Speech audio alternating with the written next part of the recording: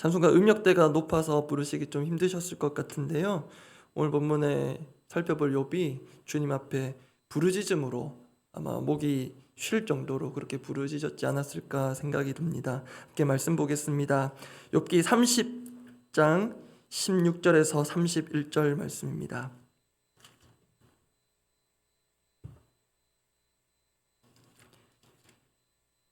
욥기 30장 16절에서 31절 끝절까지입니다.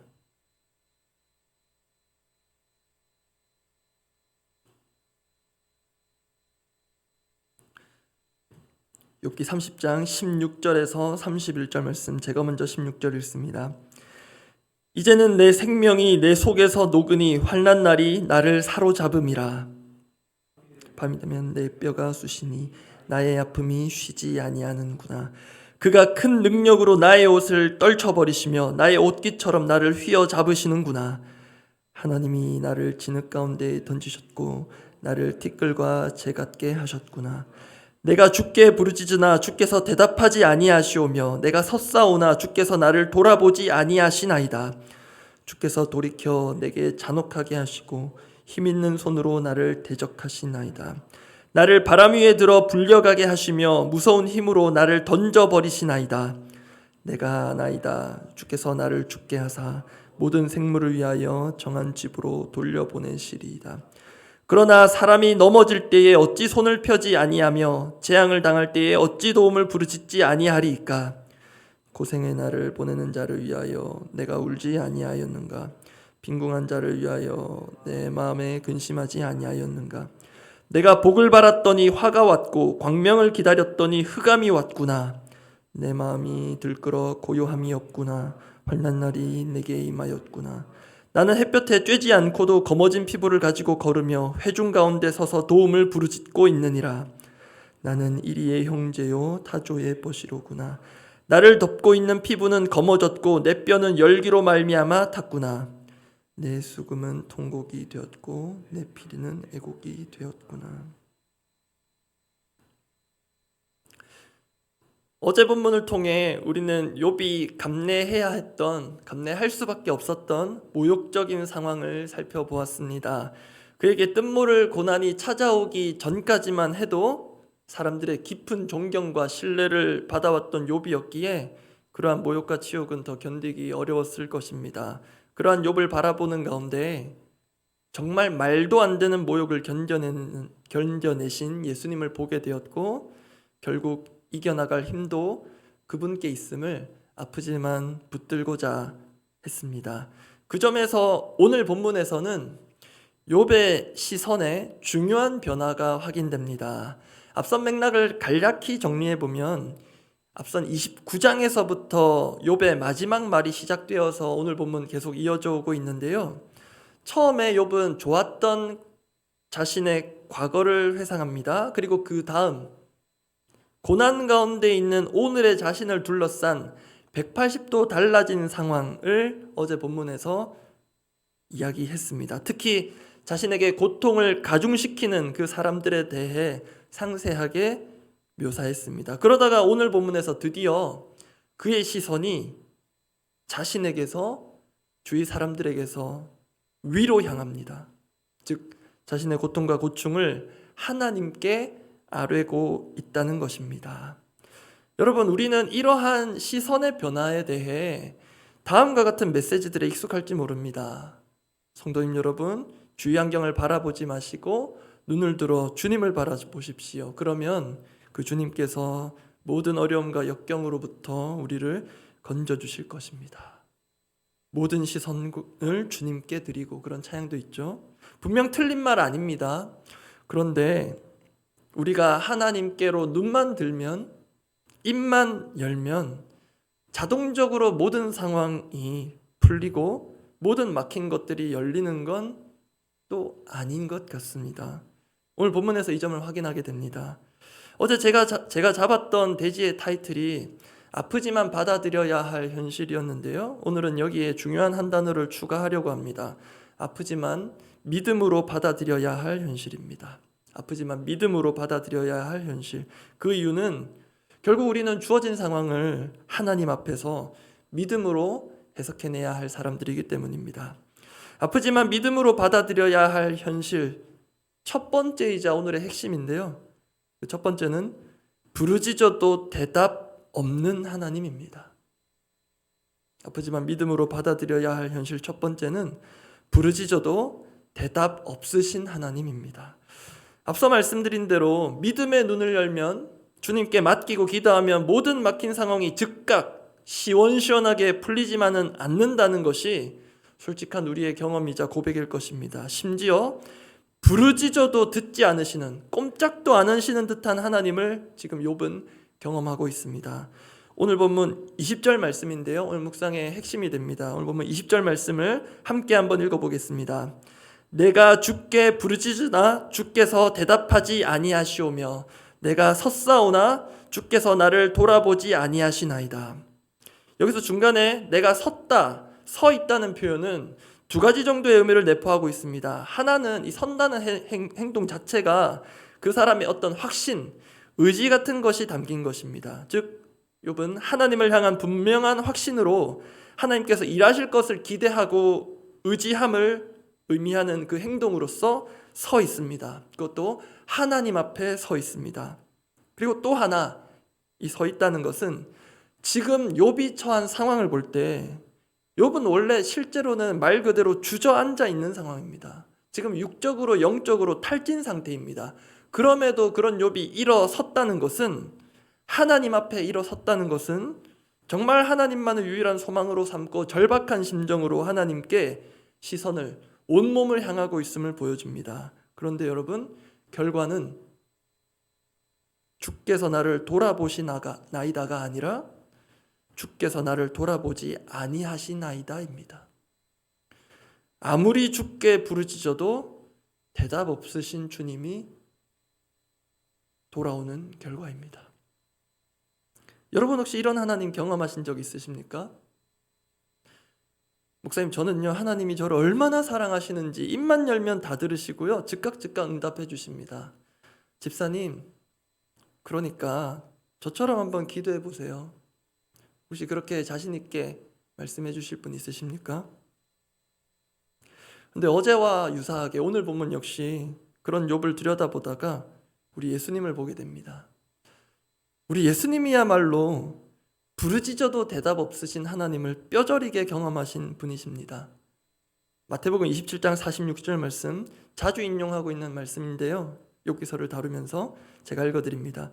제9시쯤에 예수께서 크게 소리질러 이르시되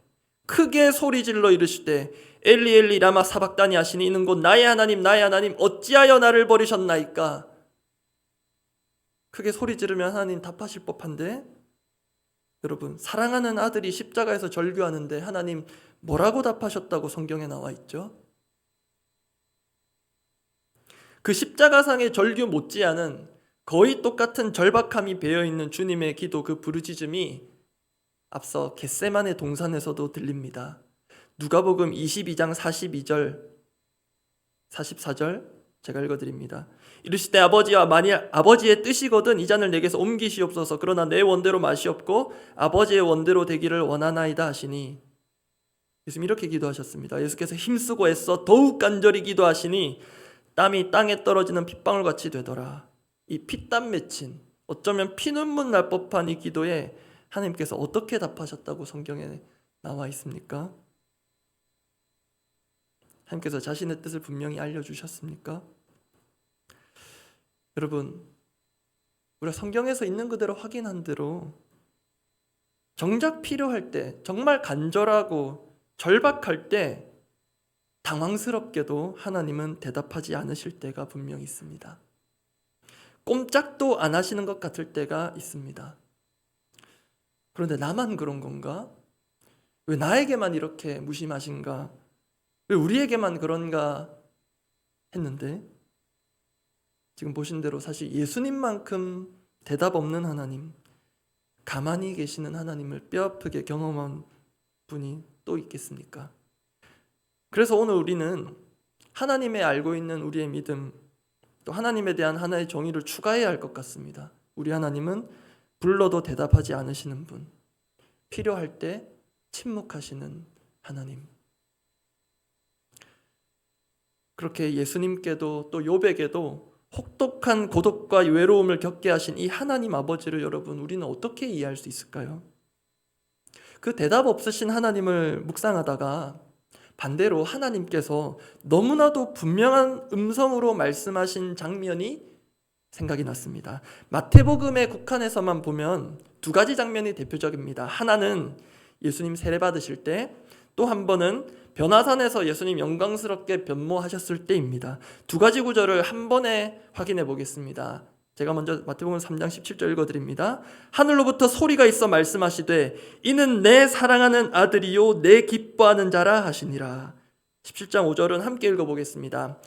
말할 때에 호련히 빛난 구름이 그들을 덮으며 구름 속에서 소리가 나서 이르시되 이는 내 사랑하는 아들이요 내 기뻐하는 자니 너희는 그의 말을 들으라 하시는지라.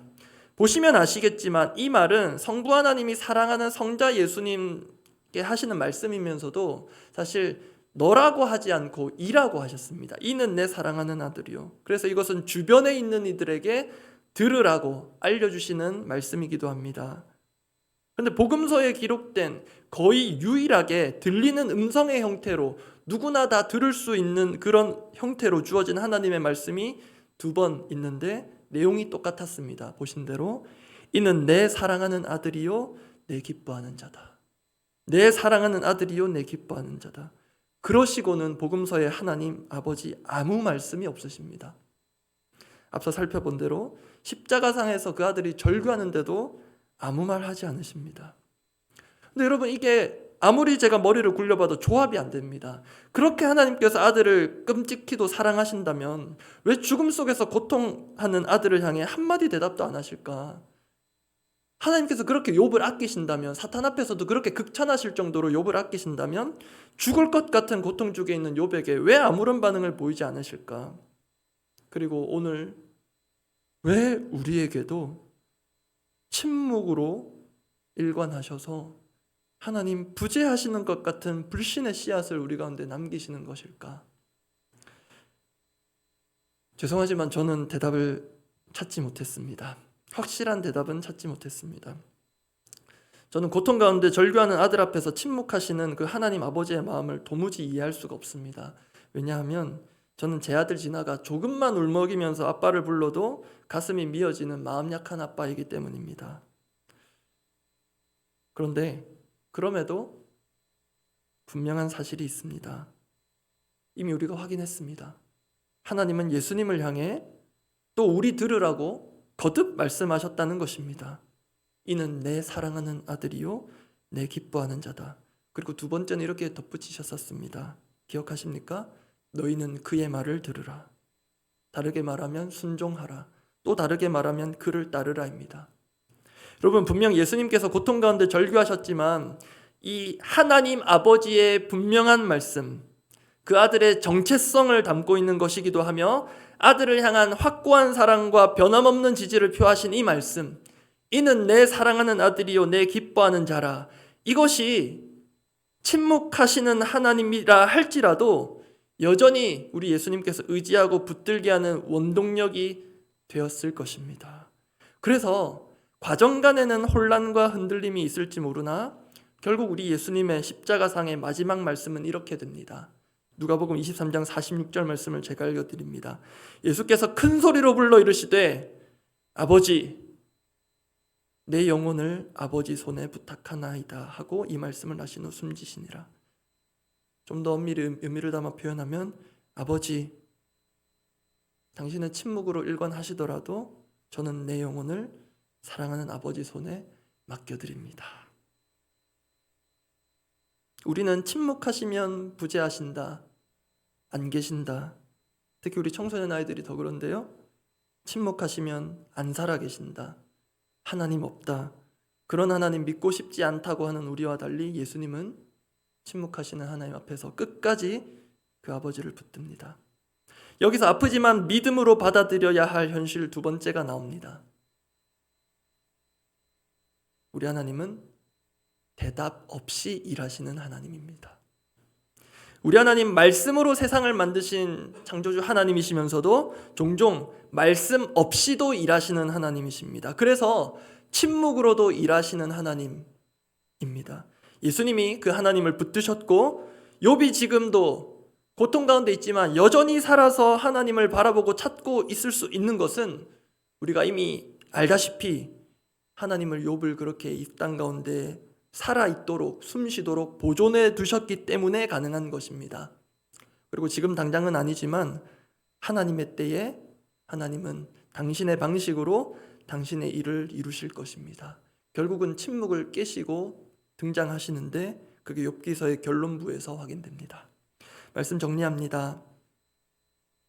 하나님은 하나님의 때에 하나님의 방식으로 말씀하시고자 지금 오늘 침묵하실 수 있습니다. 그러나 우리는 우리가 원하는 때에 응답이 없으면 부재로 너무 쉽게 간주합니다. 부재 중 전화는 우리에게 있으나 부재 중 기도는 잘 받아들이지 못합니다. 나아가 하나님을 부정합니다. 그런데 그러한 우리의 불만과 불신을 아시는지 모르시는지 우리 하나님은 그런 것에 아랑곳하지 않으시고 여전히 살아서 역사하십니다. 그때에서야 확인되는 사실이 있습니다. 우리 하나님은 우리의 기도, 신음소리 하나도 놓치지 않고 다 듣고 계셨구나. 그 이해할 수 없는 하나님의 우리를 향한 사랑과 일하심을 경험하는 오늘이 되기를 원합니다. 기도하겠습니다.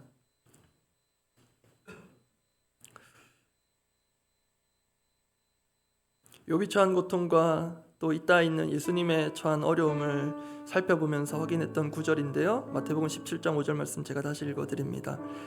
말할 때에 호련히 빛난 구름이 그들을 덮으며 구름 속에서 소리가 나서 이르시되 이는 내 사랑하는 아들이요 내 기뻐하는 자니 너희는 그의 말을 들으라 하시는지라.